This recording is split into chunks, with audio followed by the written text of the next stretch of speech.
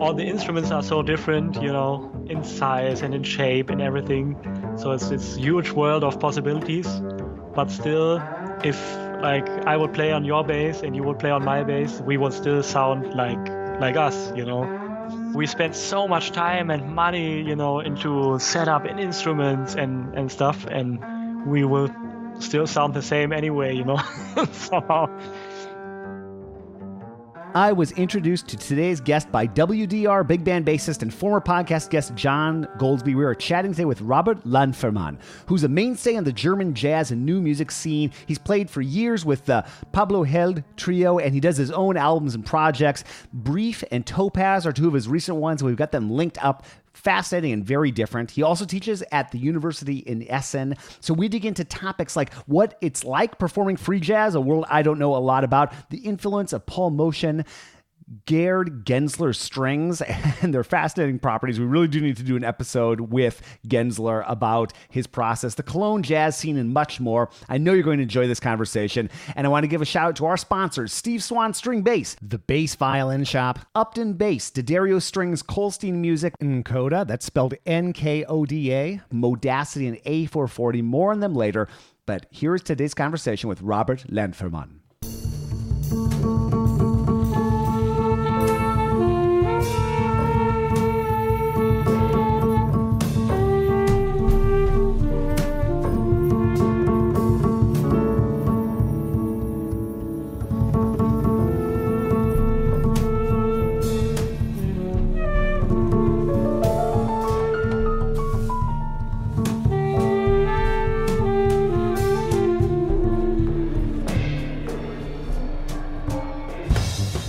Perhaps we could start just with how you got into music, where you grew up, just your early years. Yeah, I mean, my parents don't make music at all. They sing a little bit in a choir or something, but I have 4 older siblings who all make music in some way. And so I had early lessons with them, actually. Oh, wow. With one of my brothers, I had drum lessons, and with the other, I had guitar and bass lessons. And so this brother who taught me bass and like some people at school were like my first role models for playing the bass. And I think at the age of 16, I just saw a double bass and I thought, okay, this is a real instrument now. It's not an electric bass or something you need like electricity for or something. It's not an artificial product. It's like a real thing, Yep. And it has this whole tradition of all the classical music and the jazz music, and it's like grown somehow, Mm-hmm. And so it was kind of love at first sight maybe. Mm-hmm. And so I had to start learning the bass. And as I was into rock music and funk music and jazz music, so it was clear for me to go into this direction, like to search for a jazz teacher. And Gunnar Plümmer was my first jazz teacher, and then I went on to study with Dieter Manderscheid, great player here from Cologne, the conservatory. And I just went to study here, and basically I stayed here in Cologne, still live here, and I'm happy about it. I have a former student who is principal bass in an orchestra not too far from Cologne. This Westphalian Symphony. I forget what the actual German translation is. Yeah. So I've Westphalen. heard. Yeah. And so Westphalen is the same. Yeah. Yeah. So I've chatted with him a lot about the area. I've been to Germany myself a few times, but Hamburg and then way down south in Freiburg. Never spent any time in Cologne. But what's the music scene like there? What's the jazz scene like? Just tell me about the city. It's a really nice city actually for music. It has this whole tradition of Stockhausen and Cage from the conservatory. And the conservatory is actually like the biggest music conservatory in Europe. And it has the oldest and biggest jazz education in Germany. So in Germany, we have those 2 cities like Berlin and Cologne, which are the main spots for jazz. Mm-hmm. And here in Cologne, we also have 2 radio stations, the WDR and the DLF, like 2 big stations who support a lot of the music. And also geographically, it's a really nice spot because it's so close to this whole, as you said, Westfalen, the Ruhrgebiet with all those cities. It's like millions of people living there. And also just a couple of hours to drive to Amsterdam, to Paris, to Brussels. It's right in the middle of Europe. So it's a really nice spot, actually. Yeah. Mm-hmm. Yeah, that sounds like that's such a different musical world from what we have in the States or here in California. Yeah. I mean, there's a lot going on in California and San Francisco, but the thought of there being like the WDR Big Band, that's what John Goldsby plays in, right? Yeah, right. The thought of a station, having their own ensemble is just unbelievable to someone here. Yeah, I really like living here. It's like just 1 million people living here. It's not huge, but it's a city, and it's a lot of funding from the government, and we have some nice clubs like the Stadtgarten or the Loft, and a lot of stuff happening here, a lot of people living here, musicians, and because of this big conservatory, it's always new musicians, young musicians coming in and kind of like refreshing the scene, and so I love it. Mm-hmm. And both Stockhausen and Cage had connections to Cologne or worked in Cologne or taught in Cologne? I mean, Stockhausen is the most famous, right? Yeah, right. This new music studio and the conservatory. Mm-hmm. And so there were people like Lachenmann and all those guys visiting here and taking lessons with him. And so it's really, yeah. Wow. I remember back in college, Stockhausen has that, is it 7 opera series? It's like some unbelievably huge piece of work. I think something in Licht. I'm forgetting the name of the whole collection, but I remember in college making it my mission to get through all of those and listen. And I did not, I did not make it, but I gave it a good college try. So yeah, that's nice. Yeah, I've never personally met the man, but I know his son a little bit, Markus Stockhausen. He's a trumpet player. He still lives here, and he's doing some jazz, classical music, nice mixture. He's a great player, and yeah, you can still feel a little bit of the tradition of the people who came here because of him, or like cherishing his heritage. Mm-hmm. And I'm imagining that I already kind of know, but the new music and the more experimental side of jazz, that's got to be one of the main centers of that in Europe or probably in the world, with Stockhausen and that whole influence and just what I've read about the scene.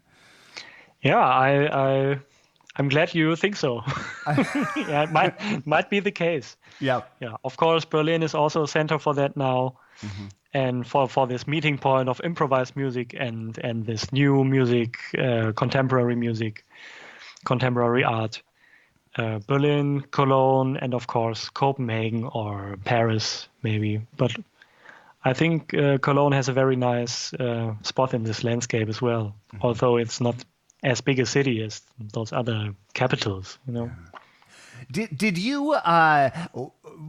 I'd love to know what it was like studying for you, because if you went and I used to live in Chicago, and they have a thriving jazz scene still in Chicago, but it's more, and they have an experimental scene, but I would say it's more of a straight ahead traditional jazz scene.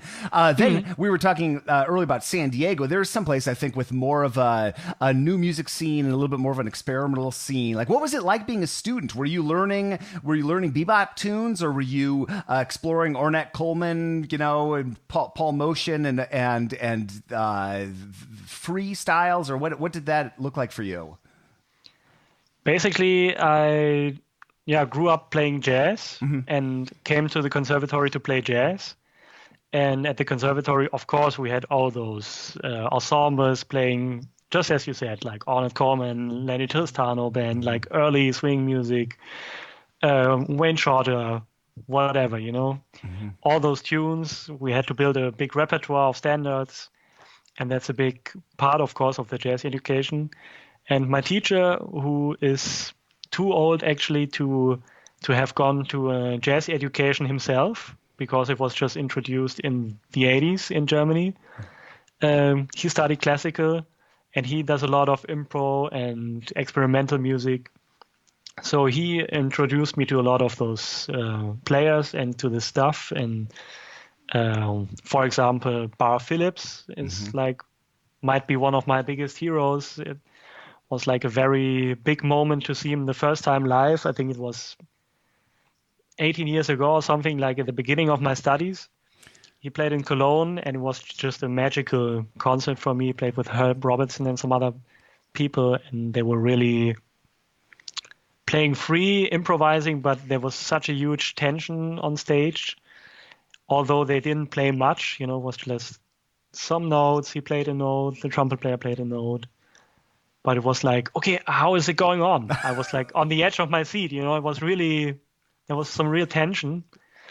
And so that really captured me, and I wanted to explore more of this. What is it? Free improvisation. How can you make this great music without anything? And this was the starting point for a big journey for me, I think. This concert. Wow. Bar Phillips, what a phenomenal player and artist and pioneer. And okay, that's very cool. Who are some other people that were big influences on you as you were kind of getting your feet as a student and getting into the scene? Like Mark Dresser, as I told you. Sure, yeah. Like his first solo record, Unveil, like together with Call Me When You Get There from Bar Phillips, might be my favorite like solo bass recordings, I guess. And then who had a real big impact on me was also Stefano Scodanibio. Sure. You heard of him probably? Oh, yes. Yeah, absolutely. One of those people, yeah, he passed away far too young. And I mean, just somebody who was such a pioneer, and in the way he was looking at the bass and the harmonics and subdivisions of the strings, and just, what a fascinating composer. Yeah.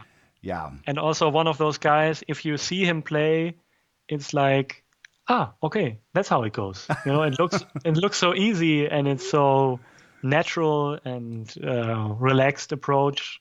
Like all the great masters, I think somehow they have this. It doesn't look like work or like, okay, he's forcing this stuff onto the bass, or he's like pressuring some stuff out of it. It's more like, okay, he's in a symbiosis with the bass, or he's like listening to the bass, like Bar Phillips always says. It's like listening to the resonance, and then he's just playing the next note. What's the logical next choice? Yeah. And that's was so impressive for me, because, of course, when you try to play the stuff from Stefano Scodanibio, it's really difficult. So it looks like, okay, that's how you do it. Great, I will try it. And then you fail, of course. Yeah, it's so interesting how that's so true, and just that ease that is a characteristic of the great masters. But it's funny, it's a language, at least. I've started to explore pieces that use some of the textures and techniques that like Scodanibio used. Yeah. But it's not something I was taught at an early age. So it's like learning a new language. And yeah. It came later, so it was like, whoa, where does this come from, And everybody was talking about him, and he's, from my point of view, when I first heard him, it was just like solo stuff he did, And later he did some, or I found some orchestra pieces, or the string quartet pieces he arranged, or stuff he wrote on himself, and of course, like this big. What's it called? Ultra Cui Danza record, where he's like overdubbing the basses onto each other, which is like phenomenal work, I think, because none of these noises sound like bass to me, Yeah. And it's like really nicely produced, with all the surround sound stuff happening and very loud stuff, bringing it down in the volume, and tiny stuff turning it up. So it's like really confusing what you hear, and I really love it. Me too. Wow. John, I love getting an introduction from John Goldsby about somebody because he so neatly outlines what you do. But you do a lot, and I'll of course direct people to your website. But if you just look at what you did, what you've done so far in 2019, I mean, it's many projects, and I know that you teach and solo projects in various groups. Like, what can you just go through and tell people what are some of the various projects you're up to these days? Yeah, I mean, right now I'm working on a new solo record. Mm-hmm. I probably will record it later this year or early next year. And thinking about, okay, what can I play? What can I do? Do I want to improvise the whole thing, or do I want to play tunes or standards, or what's it gonna be? And then, my probably the band I play the most with is the trio of piano player Pablo Held, mm-hmm. together with Jonas Burgwinkel, drummer Jonas Burgwinkel. We all live here in Cologne, and we've been playing together for 13, 14 years now, and did a lot of records, I think 10 or 11 records already. And we had the pleasure to invite some guests like John Scofield or Chris Potter. We played with Ralph Towner, great people. And so it's a group which is always trying to search for something new, or like inviting guests and develop the trio even further, then playing trio again. And then I have a lot of projects in Berlin as well. A trio called Grünen with piano player Achim Kaufmann and drummer Christian Lillinger. And Christian Lillinger is a fantastic drummer. Phenomenon, who is also doing his own groups called Grund and Open Form for Society, which is going to premiere now at the Donau-Eschinger Musiktage, Neue Musiktage, which is kind of great to have this opportunity for a sort of jazz group to play at this new music festival. So most of the stuff I do is rooted in jazz and goes maybe a little bit further into the improvised new music world.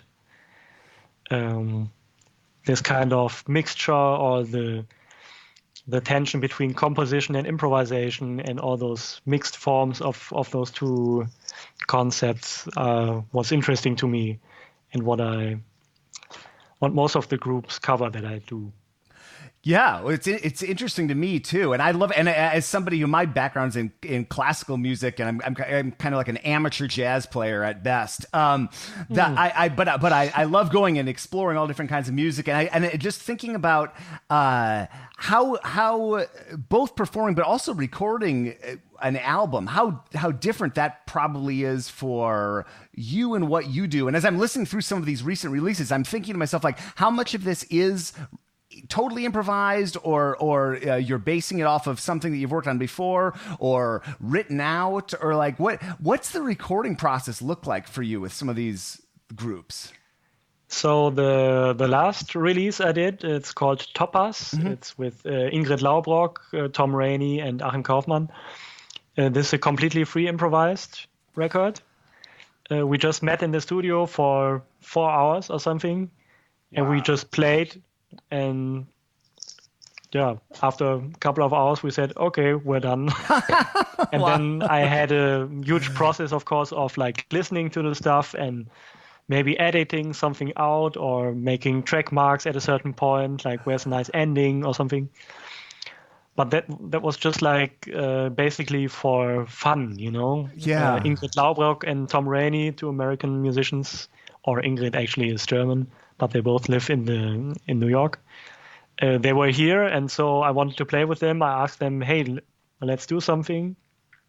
And we just went into the studio, and it turned out great. And so I thought, okay, I have to release it, of course. And the other record you were talking about, Brief, is those are tunes I wrote for a quintet with 2 saxophones, piano, and drums. And this group consists of members who are living pretty far apart also. I mean, Jim Black, the drummer, he now lives in Berlin, actually. American drummer who moved over. But the piano player, Elias Stemmeleder, he's from Austria, and he moved to New York. And the other guys live in Cologne and Berlin, so it's never easy to rehearse. Sure. So I just wrote some pieces for this kind of situations, like mostly just heads or themes for the music, which everybody can rehearse at home basically, and then we can get together, run it through, and then the solo parts are basically improvised most of the time. Okay. So that makes sense for both of those albums, because I actually listened through Brief first, and then I went on to Topaz, and I thought, hello, this is very different. Okay, so that makes sense. Wow. So just go into the studio and improvise for 4 hours and see what happens, and that's the result. Okay. Which is kind of difficult, I think, because like for the improv stuff, and it's always nice to have an audience, to have a live recording maybe of a concert.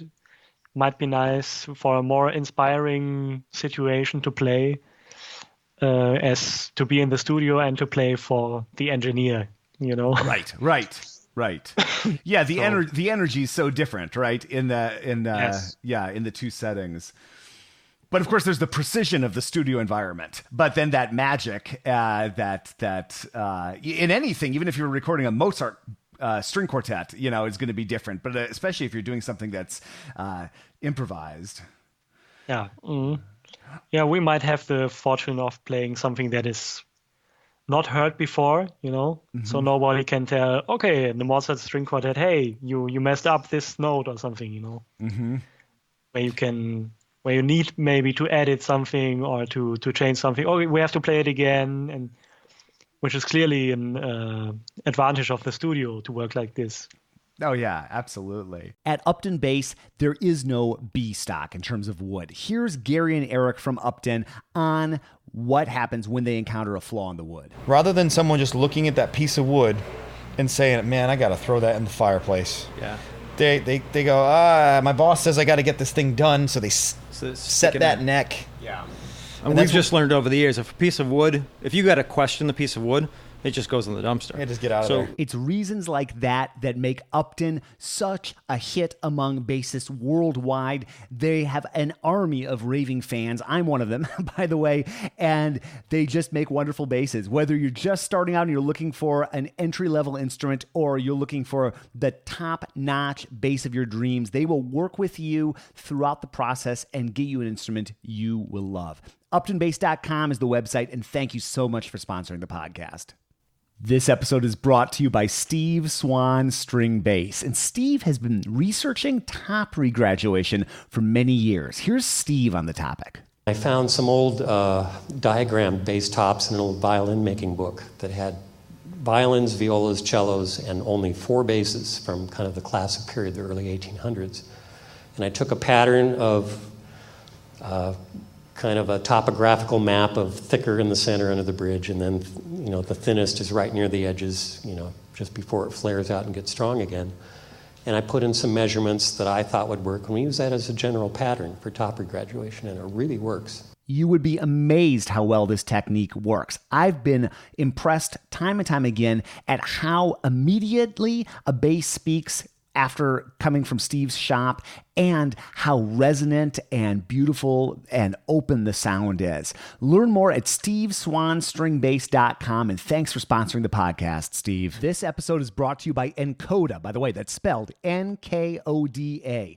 This app is like Netflix or Spotify for sheet music, and they are working with over 100 of the major publishers like Boozy and Hawkes, Baronwriter, and more to provide sheet music on your device. I have an iPad Pro, but this also works on Android, and I have so many pieces from Encoda loaded up on it. I have all the Beethoven symphonies and their scores. I'm circling things. I'm flipping between the score and the part to show students. I totally love this app, and people like Sir Simon Rattle are singing its praises. It really is the next thing for musicians. It's a subscription service, and you can download Encoda from your app store today for a free trial. That's Nkoda. And thanks for sponsoring the podcast. You know, it was interesting. I was reading through the liner notes for Brief, and a couple things stuck out at me. One was the song "Ring." You wrote that it's influenced by the Hindemith bass sonata. Oh yeah, I wrote it in there. Yeah, okay. I love that. So I was immediately listening, which is a piece I know quite well, and so I was immediately listening for all perfect fourths and various Hindemith kind of things. Talk about that. It's basically this tune "Ring." The first one on the record is the chords that the guys are playing, and I'm like soloing in between in the beginning. Are basically the chords which are played by the piano in the third movement. There's like a rubato kind of like it comes down in the middle of the third movement a little bit. Yeah, and the piano is playing some arpeggios and some chords, and the bass is playing some melodies on top. Yep, and those chords from the piano, were the influence, or I might have copied some of them actually, to this. And I added some rhythm and some structure. And the beginning of this piece "Ring" I wrote is the piano and the two saxophones. They play those arpeggios in a certain rhythm, and the drums play a groove. And I'm like filling some solo fills in between those chords.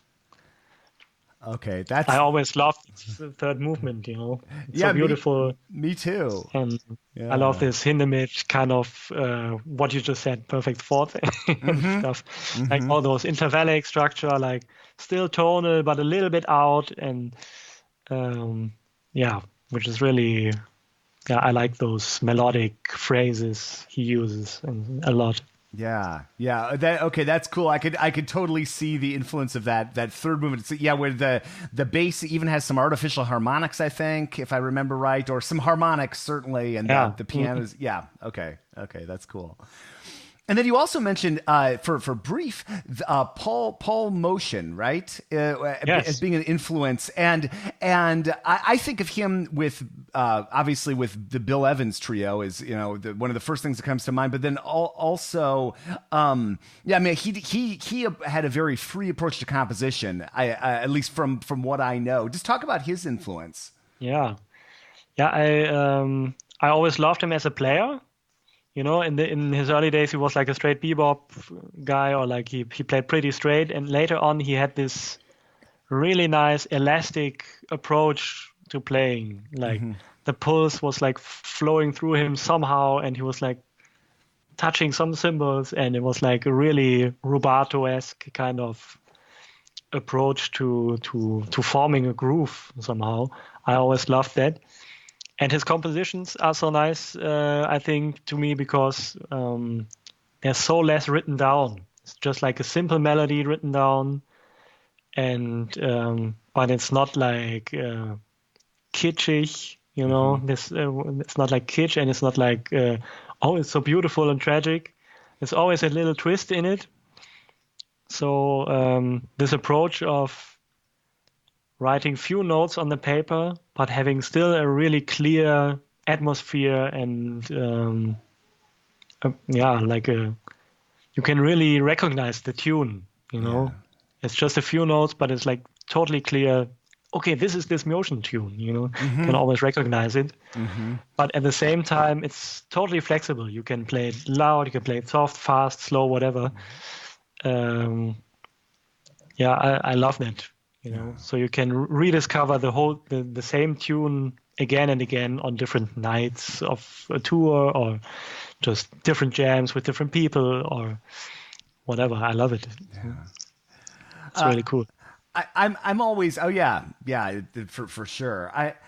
I'm always fascinated by people. I mean, I can kind of get a sense of what your life might be like with the number of projects you've got going on, and I know you're teaching also. And are you on the road a lot as well, touring, or are you mainly in Cologne and the immediate area? What's that look like for you during the year? I mean, I'm on tour a lot somehow, but it's not like for an American who comes here to the Europe and he's on tour for 3 months. Right. Because he has like different tours connecting and stuff. Because I can go home in the in the breaks, So I might be away a week, and then I'm here for 4 days, and then I'm again for 10 days away, and then something like that. And I might have around, I think maybe 150 concerts a year or something like that. But some of them are here in the area, which I can just drive back after the gig and sleep at my place, So it's not always like being totally off. Right. Yeah, that's a different lifestyle than being, a new city every couple of days and on the road. Yeah. Even being able to go home and spend time at your own place, even if it's not all the time, just having that mixed in as exactly. Gives you some balance. It makes the relationship work. Yes. One of the reasons why I try to stay home as much as I can. How about I'm always interested by how people fit composition into their life, because you're writing a lot, and I know a lot of what you do is improvise. But do you try, when you do sit down to write or even just improvise, how does composing work for you? Oh, it's really hard to say, I have to admit. I mean, it's not on a regular basis for sure. It's more like project based. Okay, now I have to write something because in 2 months I have this rehearsal with the band. So up to then I have to make some new tunes, Yep. I need this help of the deadline sometimes, Yeah. Now I will write for like an 8 or 9 piece band for next July. So I hope I can start now to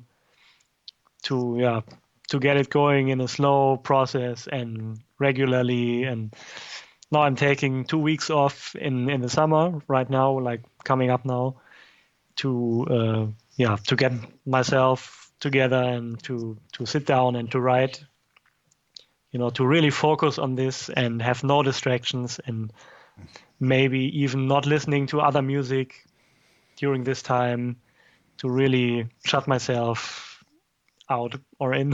I don't know what to right. say, Yeah. And to just focus on what comes out of me, and trying to write this down, like listening to my own ideas, which I find really difficult during like the season, Yeah. You're playing and teaching and everything, organizing concerts and whatever.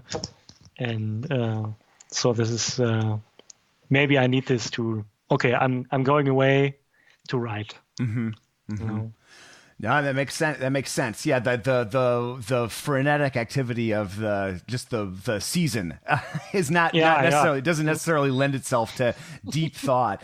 Well, and so when you do write, and probably you do a little bit of everything, but is it mostly, are you at the piano, are you at the bass, are you at the computer, or are you recording ideas on your phone when they pop in your head? What does your process look like?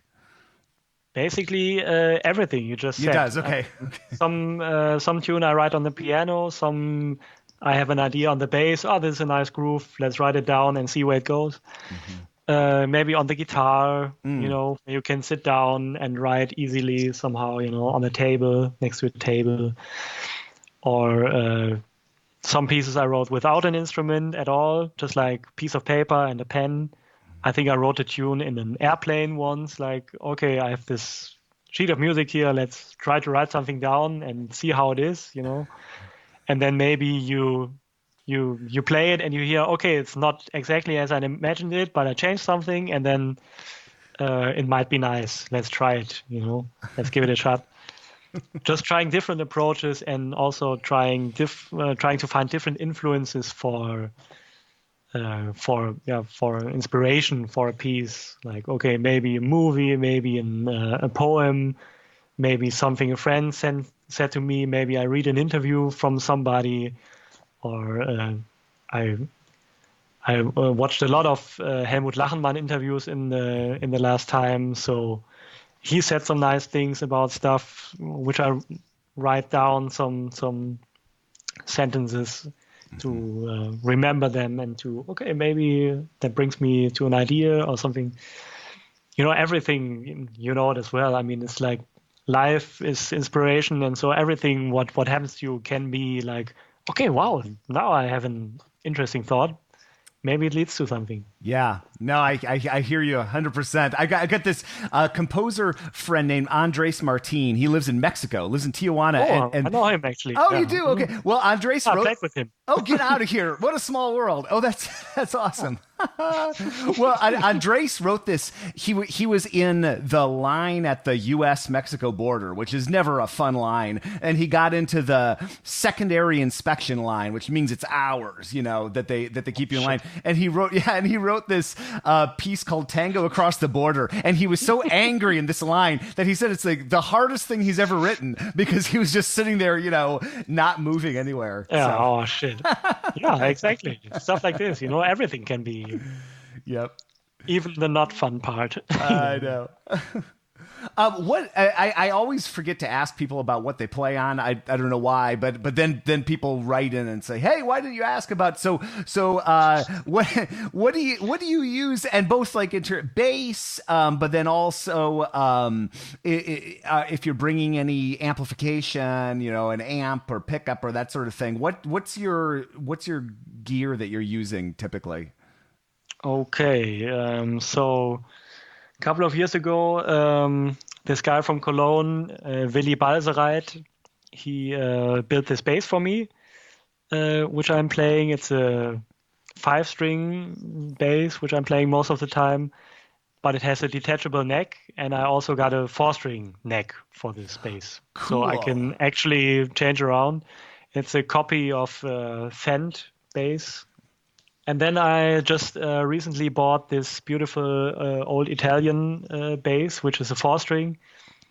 I bought it at the workshop from Stefan Krattenmacher. He's close to Freiburg. He's also a fantastic builder who builds basses for the Philharmonic in Berlin and whatever. And he had this beautiful Italian bass there, and so I just had to buy it. So these are the main instruments I play. I have this 5-string bass. I played a lot of 5-string for the last years, and sort of defined a little bit my sound, if you want to say so. This low extra string. Yeah. So in certain bands, I cannot just get rid of it, or it's like belongs to the band sound a little bit. Yeah. And in other contexts, I'm now playing the Italian bass, which is like this old, beautiful instrument, which has this, I was really searching for this, like this dark timbre from the Italian, this chocolate, creamy feeling, but still got the clarity and the fast response and this transparent sound, For me, it's, amazing. Yeah. Really nice sound. And I always, or mainly I play gut strings, mostly from this guy, Gerold Gensler from Berlin. Oh, yeah. You know him as well? Oh, those are fantastic. If people don't, I have talked about Kid before on the podcast, but most people probably don't know. Can you just tell people about Gensler and just even getting the strings is kind of an interesting story. Yeah, you think so? Yeah, Gerold Gensler, he's a bass player from Berlin, and which is always great, I think. Like if the guys who build the strings or build the basses, or they can play, and that they can play a little bit for themselves, and then can hear the actual difference it makes. Always makes a huge difference for me if the luthier or whoever can play a little bit. So Gerold, he started to build those strings, and of course he uses a lot of or his philosophy basically is to free up the bass, to have less pressure on the bass. Like his strings have like a tension from like 24 kilos or 28 kilos compared to the Spirochor, for example, which have, I think, like 40 kilos a string or something. So his philosophy is to free it up, to lighten it up, and I think to make it work, you need to like follow his philosophy in every detail of the setup of the bass.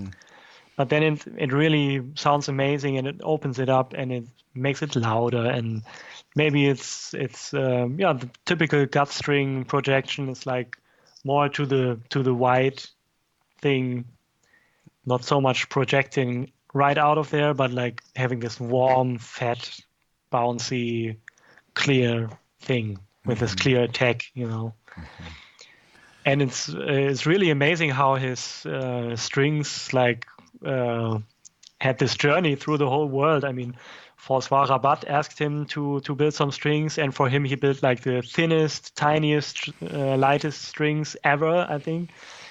And he's also endorsed by Larry Grenadier or Ben Street or some real jazz cats, who really play jazz. And so he's got something for everybody. I really recommend you check him out. Yeah. Oh yeah. He's incredible. A bassist, Simone Marciniak, Simone plays on Gensler strings, and I've had the chance to hear Simone play several times, and a huge fan. But boy, the sound! I mean, he would get a good sound on other strings too. Of course, he's an amazing player, but just the timbre and the open, everything you're describing, it's just really phenomenal. I heard Simone in a competition about 3 years ago. I think 2 or 3 years ago, and he had and so it was down to the final 4 bassists, and they were playing with orchestra, and just the tone that Simone pulled was just unique. I mean, it's just such a fascinating and full and projecting, and all these fast passages with the bow, speaking wonderfully, and I mean, it's really that's so much cool. More dynamic. I feel too, or they like gut strings. They sound different if you play them soft or play them loud. It makes a huge difference from the timbre and from the articulation. It's really nice, Yeah, there's a bassist named John Feeney who does. So John, I love him. I don't think John plays Gensler strings. I think he's playing on Juan Gut. But John did a video with one of those early music groups in New York City where he was just demonstrating how it was kind of like analog versus digital sort of like thing with gut strings, and how you can keep getting. There's just like so many worlds of sound that you can get, and you just sort of hit a wall with steel strings. Was his explanation? Yeah, he's amazing. I'm a huge fan, I have to say. I just discovered him a few years ago, John Feeney, and I love his sound and how he plays, and try to follow what he does. He is. I had to sit down and chat with him again. I had one of my favorite podcast interviews of all time several years ago at this point with John. But he was just talking about how the bass and its history in classical music has sort of wiped out of history in a large extent by publishers in like the 18th and 19th century, and how much more universally the bass was used and it was actually removed from a lot of works and replaced by the cello. And it's something I never really realized, and I read more about it, and it's John's been on a quest to kind of right that wrong. I listened to that episode. It was fantastic to hear. Yeah, it was really interesting what he had to say. Yeah. I think Gerold told me he was in touch with him too. Like they might do something. And Gerold also does plain gut strings too, so I have some plain gut strings from him. And his latest quest now, Gerold, he's building strings out of silk, actually. Wow. Because he is not happy with the quality of the gut anymore. It has been it's going down a little bit, the quality of the gut, because of all the mass animal production, right. Whatever, and all the bad food the animals get and stuff. So he was searching a long time for a supplemental material, and now he's trying a lot of stuff with silk, actually, like with the silk core and wounded silk, or just like plain silk, actually. Wow. Okay. It's really fascinating. Oh, yeah. A question I like to ask people on the podcast is what advice would they give their 18-year-old self? And here's Barry Kolstein of Kolstein and Sons answering that very question. I think as an 18-year-old and, or even in my early 20s coming into the shop, everything like that, a lot of it was laid out for me. There was a plan, that I was given a plan, which I often say I've done a good job in I'm proud of what I've done with the shop, and I continue to be proud. But, I was given an opportunity, and I always respect self-made people, that weren't given that opportunity. It's what you do with the opportunity. Barry has been providing bassists with opportunities through beautiful instruments, bows, cases, you name it. He's been doing this himself for 50 years, and the shop is celebrating their 70th year in business. Thank you so much for what you do, Barry. Check them out at Kolstein.com, and thank you for sponsoring the podcast. This episode is brought to you by D'Addario Strings. Check out their Zyex strings, which are synthetic core strings that produce an extremely warm, rich sound. Get the sound and feel of gut strings with more evenness, projection, and stability than real gut. Thanks for sponsoring the podcast, D'Addario. This episode is brought to you by the Bass Violin Shop, which opened in 2001 as a small double bass workshop in Greensboro, North Carolina. Today, they're staffed by 3 full-time, highly skilled bass luthiers, and they specialize in double bass sales, rentals, setup, restoration, and repair. For nearly 20 years, they have satisfied thousands of clients by offering quality instruments, knowledgeable service, reliable repairs, and superior restorations at affordable prices. They offer high-quality, custom ebony C extensions with 2 different chromatic latch options. Handmade ebony latches with adjustable aluminum mounts by New Harmony Music, or adjustable brass latches by Rob Anzalotti. Give the Bass Violin Shop a call to discuss your extension needs. For more information and current inventory, visit their website at bassviolinshop.com, and be sure to follow them on Facebook and Instagram. Are you playing amplified most of the time, some of the time? What do you, is there any? Yeah. What do you I typically? I try to not to play amplified too much, of course. Yeah.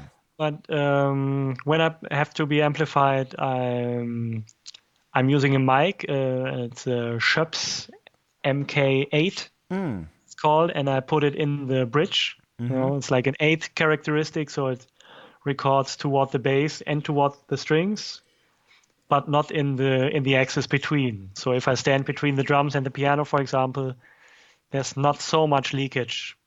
Actually, it works really well.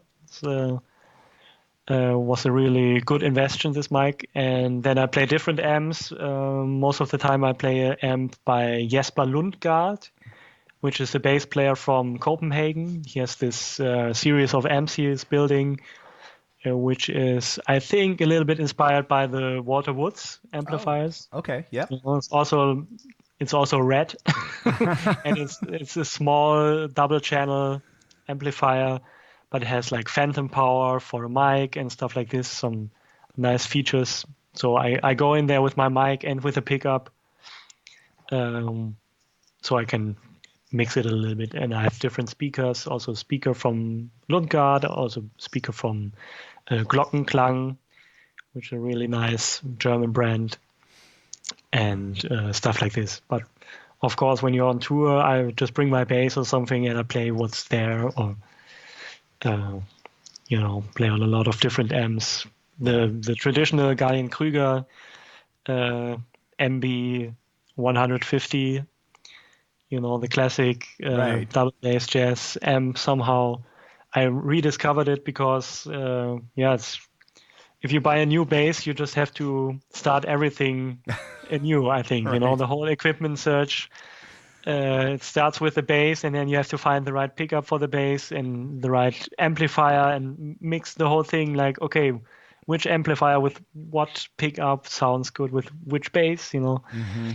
I try this also with my students sometimes, and we might end up with total different choices from amplifiers with different basses, because it makes a huge difference. Yeah, isn't that interesting how it makes such a big difference? I find that with you get a new bass and then and I find that with strings too. Even experimenting with steel strings, how I'll put these Kaplans on that I'm using these days, and they react so radically differently on another bass, even if it's not that different from mine.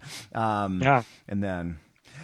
Wow. The whole setup thing has been a huge topic for me in the last years, I think. I read those books from Chuck Traeger, like the setup and repair for optimal setup, whatever. Yep. For the bass, classical books, I think. Yep. And tried a lot myself. In my basses, I have like carbon fiber sound posts. So you are experimenting with this carbon fiber sound post. That's great. Yeah. Mm-hmm. Yeah. And it's fantastic for me because now I can really hear the difference, what it makes. If it's a little bit longer, a little bit shorter, you don't have to put the strings off, put the bridge off. You just take the instruments and, move it a little bit, move the screw a little bit, and so it goes out or in. And you can really hear the difference. Yeah, it's if I'm not sure if are you using the Anima Nova or is that the? I'm actually using some from this guy Willy Balsereit, who also built my bass from Cologne. Wow. He also built some, which are actually a lot lighter than the Anima Nova. I think I've seen the one that you're talking about. I think that they maybe. I've definitely seen another carbon fiber alternative for bass. So, but I think it's 3 or 4 out there now.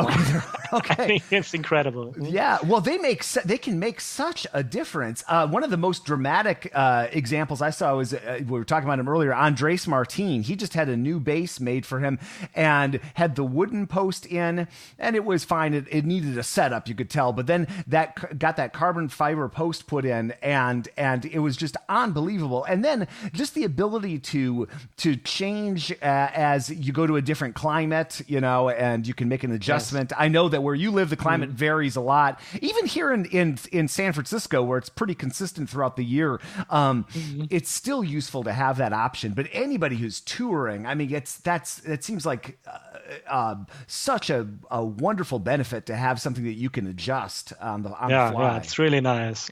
And also, I need the screws in the bridge. It's another system for like compensating some climate change or some stuff. I can really feel the difference just if I just leave Cologne and drive to Berlin and I arrive in Berlin. It's a total different tension. I have to put the screws out or whatever, Yeah. It's really different. It's crazy. I mean, and of course it depends on the bass. Is it reacting much to a change or not so much? And but this whole setup thing is really interesting. I can really recommend like as a player to really get into it and to learn how to set a sound post and to do all those things, to just better understanding of the instrument and what you want and what you want to sound like, and has been a nice journey to reading all those books and to getting in touch with different luthiers. Okay, what's your philosophy on a bridge? Like, should it be more like an A or like a U, or like the feet, should they be far apart or close together, and where would you set the sound post, and should it be straight or a little, like, give it a little twist, or all those things, and everybody has a different philosophy about it. And I usually do it like this, and okay, I have to try this out, and and it's really enriching for me, I think. Yeah, it is. No, it's obvious you've gotten deep into that world. That's great. These, we've got to get you out to some of these luthier events. There's this the Violin Society of America, the VSA. They have this bass workshop every other year that I got the chance to go and check out. And it's not just, it was largely American luthiers, but not exclusively. But the David Gage and Arnold Schnitzer and some people that are known here in the States, they were all there, and some younger luthiers, and it was all about all these minute things on like they basically give presentations to each other on what they've discovered and in bass luthiery and setup, and it was really, really interesting. It's really interesting and can make such a huge difference. I mean, what kind of end pin you have, what kind of tailpiece you have, and then talking to people like Georg Gensler again about stuff like this, like setup-wise. Okay, he prefers to have it like this or like that. I found, for example, he is doing those tailpieces. He has somebody who does it for him out of this composite material, like some sort of plastic, whatever. Which are pretty heavy, and they sort of have the ability to like let vibrations through in all directions, not just in the directions of the wood patterns normally, Yeah. And I have the feeling that they work especially well with his strings or with gut strings or strings with lesser tensions. It's really like a additional bass boost or something. It's really. Are you using one of those right now? Yeah. Cool. Okay, I just saw. It might be the same thing, or it might be a different. I saw somebody who's using a carbon fiber, like smaller. It's got to be different, but it seems to have a pretty transformative effect on the sound. And then the end pin can have a big effect on the sound too. What are you using for an end pin? I just using wood. I try to use wood. Okay. Yep. For sure. Mm-hmm. What do you call this wood? Which is like the wood from the fingerboard as well. Oh yeah, like ebony.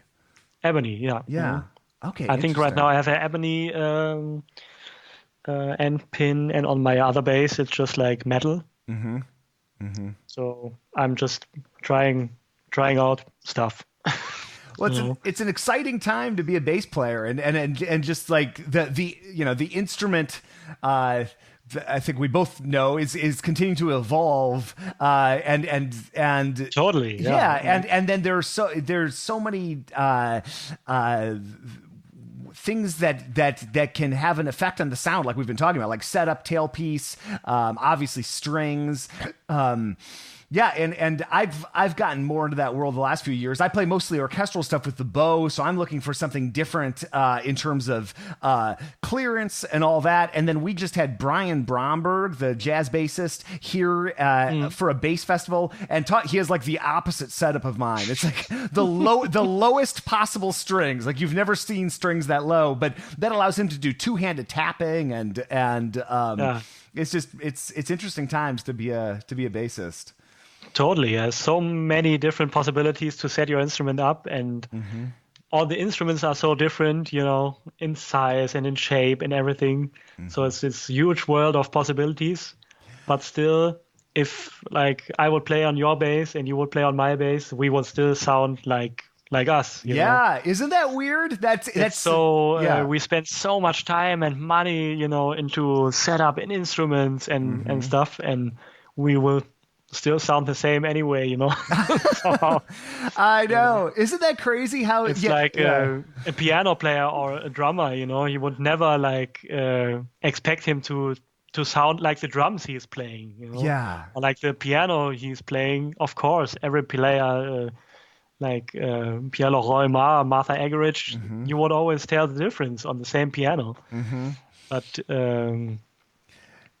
it's even crazier, like on piano, because you think like, wow, these are just keys striking. Like at least with the strings, it's our fingers touching the strings. There's a little bit. Exactly. It seems a little bit more organic. But like how can you strike a cymbal with a drumstick and have that sound so different? But it does sound so different. Yeah. There was an experiment. There's a great jazz trumpet player named Orbert Davis, based out of Chicago, and he was we were at university about the same time, and he was doing an experiment where he had the drummer play on the ride cymbal, just play straight quarter notes, and to think straight time, and then to think swing, and everybody could tell the difference, and you think, how could that be? Right? but you could hear amazing. Right, yeah. So sometimes when I have new strings, nobody realizes or something, Yeah. Not even my close partners in music or something. So, it's just, I don't know what it is. I mean, It certainly makes things easier if you have like a better tool somehow. You know, if you see it very unromantic, it's a tool. You know, Yeah. At the least, you know, to make your music work. And but it's so much more than that, of course, for me. But even if you bring it down to this level, then it's clear. Okay, have a better instrument, have a nicer setup. It's more easy for you to do what you do. Yeah, I think you sound like you, even with those things, and like you just said, maybe people might not notice the difference, the pianist or the drummer, but you definitely notice the difference, and it makes you feel differently about your playing. So I think it makes you play. Or maybe take chances, or certainly easier on your body. Like when I remember when I finally got a better bass and a better bow, I know I started to play better, even if I kind of sounded the same, because I was able to relax more, and I was able to just, you know, everything was just easier. And sometimes I think you can like set free certain nuances in your playing that weren't there before, like with a more sensible setup or something, and then you start to hear differently, and you can imagine those things even on a bad instrument or something. You know, this will be available for you also on a bad instrument.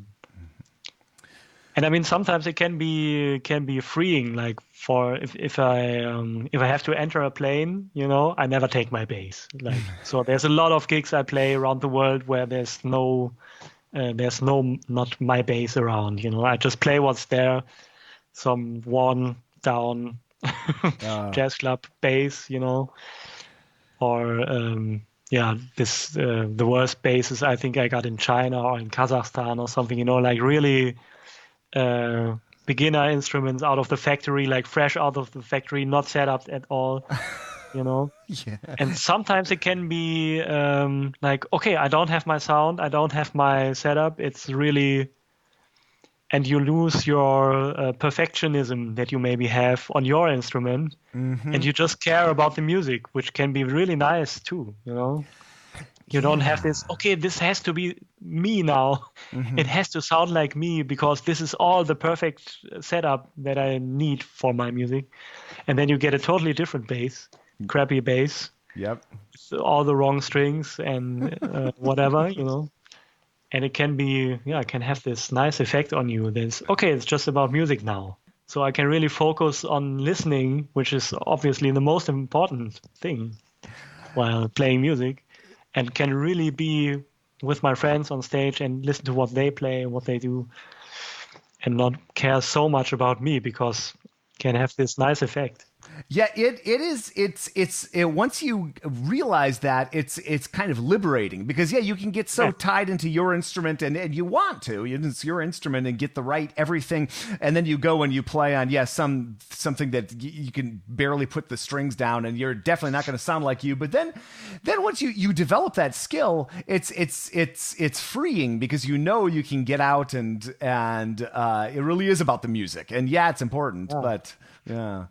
And that's also why I recommend all my students, or everybody, or I recommend it to myself as well, to go on sessions, you know, on jam sessions, like jazz jam sessions, because as a bass player, you are always forced to play on an instrument that you don't know, and you're really thrown into the cold water, you know, like really, okay, I have to go on stage. I don't know the guys on stage. I don't know how it will sound like on stage. I haven't done sound check. I have to play on this bass, which I have never played on before.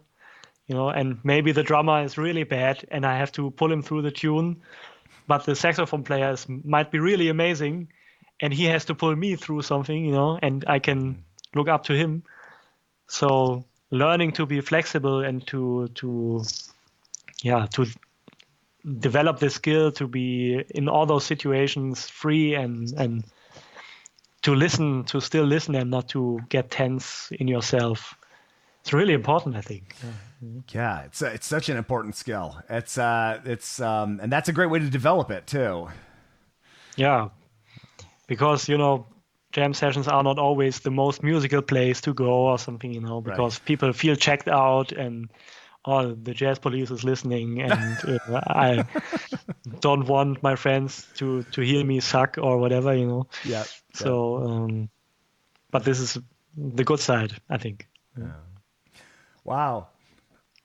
Robert, this has been so much fun. We got to do this again. Yeah. I usually ask people what advice they give their younger self. So maybe if you could talk to young Robert or somebody maybe just starting out in university, and I know the business, and again, we could do another episode just about the business of music and promote, but like somebody just starting out or your younger self, like what advice would you give them? I mean, to all the younger selves, to young students or to anybody, I think it's so important to stay open-minded and to get a hand on everything you can, you know. Mm-hmm. And as a young player, you want to play as much as different music as you can, I think, to really find out what you are looking for. And to get a sense of what you actually like, because I think it's the most important thing for me is always to listen to music, to get in touch with new stuff, to stay curious. You know, I'm really afraid of standing still somehow. You know, I really want to develop and to. I always ask my friends like, okay, what are you listening to right now? What are you checking out? What books are you reading? If I find that that somebody wrote a new school about bass playing or something, you know, I just order it. You know, I haven't read a lot of them, but I have a big pile of books here, like to read about music theory, about bass playing, about whatever, you know, so I think this is for me the best tip, like to stay fresh, stay curious. Don't close your mind up, because it's easy, you know, to say, oh, I don't want to listen to this guy because I don't like his sound. Mm-hmm. But maybe he plays great lines and has a great understanding of theory or whatever, you know. Yeah. I think you can learn something from anybody, even if it's like a child or something. For example, I've been reading this book of this electric bass player, Victor Wooten. Oh, you know? Yeah. What book are you reading? Is it... I think it's called Music Lesson. Oh yeah, that is a great book. The Music Lesson. Yeah, isn't that a wonderful book? Yeah, it's really great, and I was a little bit surprised, I have to say, because it's like this fusion funk player, and he was saying like stuff like philosophical stuff like, okay, if I lay down my bass and let a 2-year-old touch it, it will make sounds that I cannot reproduce. You know. Mm-hmm. That is such a great book, and it's so surprising. Just like you said, it's so surprising. It's if you ever Victor is a deep guy, but if you just watch video clips of him, you'd think, oh yeah, he's some like funk bass player or whatever. Like virtuous. I mean, he's amazing. What he does is incredible. You know? Right, but it's I could never do it. Yeah, but it's so deep. That's such a great. And that was like a sentence that really stuck to me, because like, who else is touching my bass? He will sound like something I will never be able to sound like, you know. Mm-hmm. And so there's always something to discover. Every concert I go to, every player I listen to, I always try to find out the good things, you know. And it's so easy to destroy somebody, you know, in a sentence like, okay, his right hand sucks, or or he cannot play legato, or he can, you know, his lines are not good, or whatever. It's so easy. But it's much more difficult and also like enriching to find out the good things, you know, about somebody, okay, or about a band or about something, you know, like, okay, this book was like any book was boring for 200 pages, but there might be like one sentence in it that like really helped me understand something, or this school of bass playing, or it was all the same etude, the whole thing. But then there was a little bar which was like really cool, and I will remember this, and I will, you know, trying to make my own practice routines out of this one bar or something, you know. Like always search for the good stuff.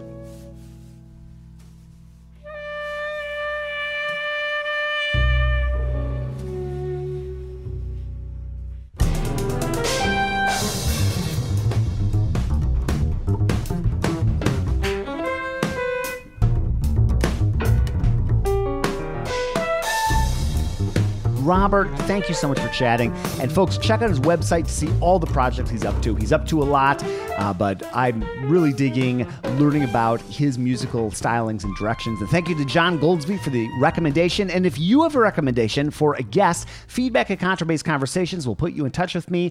I love hearing from folks. And even if you just want to reach out and say hi, that would be great.